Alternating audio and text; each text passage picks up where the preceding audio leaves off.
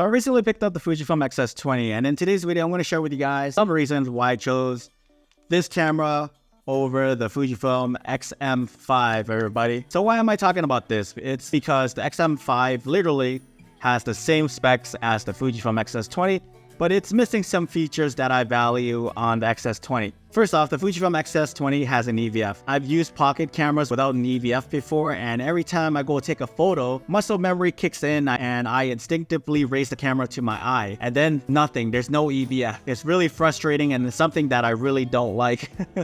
So let's move on to the second reason why I chose the Fujifilm X-S20 over the XM5 is the new battery. I don't get why Fujifilm is marketing the XM5 with like 10-bit log recording with 6.2K open gate, 4K 60 recording. Like, these video specs and codecs takes up a lot of juice. I remember filming 4K video 8-bit recording on the Fujifilm X-S20 with that same battery found in the XM5, and that battery died within 15 to 20 minutes of recording. So imagine filming OpenGate on the XM5 in 10-bit 422 and you're constantly needing to switch out batteries. You're always on the lookout for batteries, and it quickly becomes a hassle checking if it's time to swap batteries and remembering where you left off and hoping to avoid unnecessary retakes. It's far from an ideal setup if you're after like a smooth, uninterrupted filming experience. And that's why I chose the Fujifilm X-S20, because of that new battery.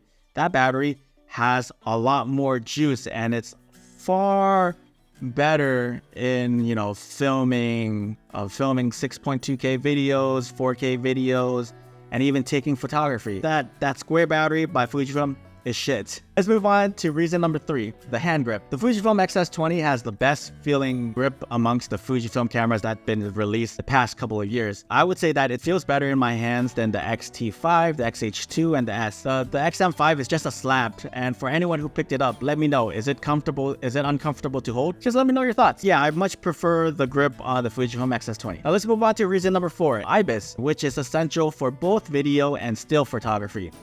The XM5, on the other hand, lacks IBIS. It relies on digital stabilization, which involves a significant crop. Personally, I'm not a fan of digital stabilization unless it's on an action camera like the DJI action cameras or the Insta360. From my experience, having IBIS is invaluable. I used to shoot a lot in low light, often at night, and I'd keep my ISO as low as possible to avoid introducing noise.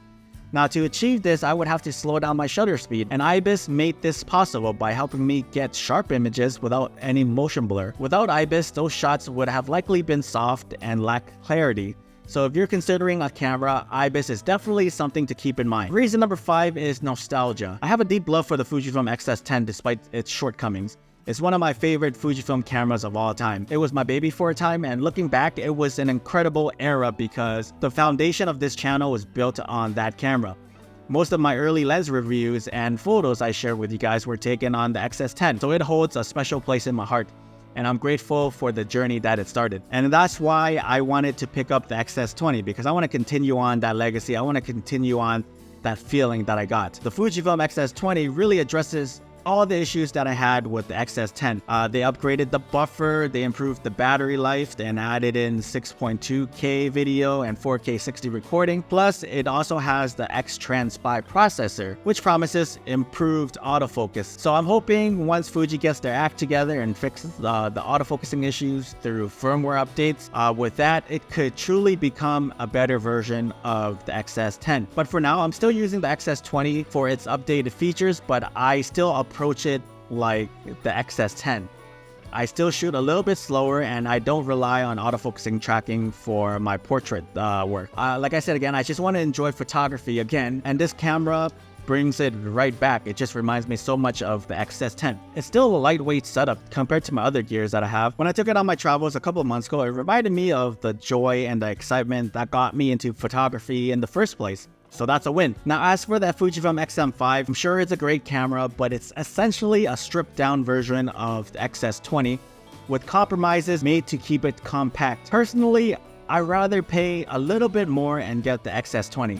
But yeah, let me know your thoughts. Any of you guys using the XM5 or thinking about getting one, drop a comment down below. Expect more Fujifilm X-S20 content on this channel soon. And if you're interested, I'll leave the links to the camera mentioned in the videos down below. And consider subscribing for more Fujifilm content. These are the reasons why I chose the Fujifilm X-S20 over the XM5. And thanks so much.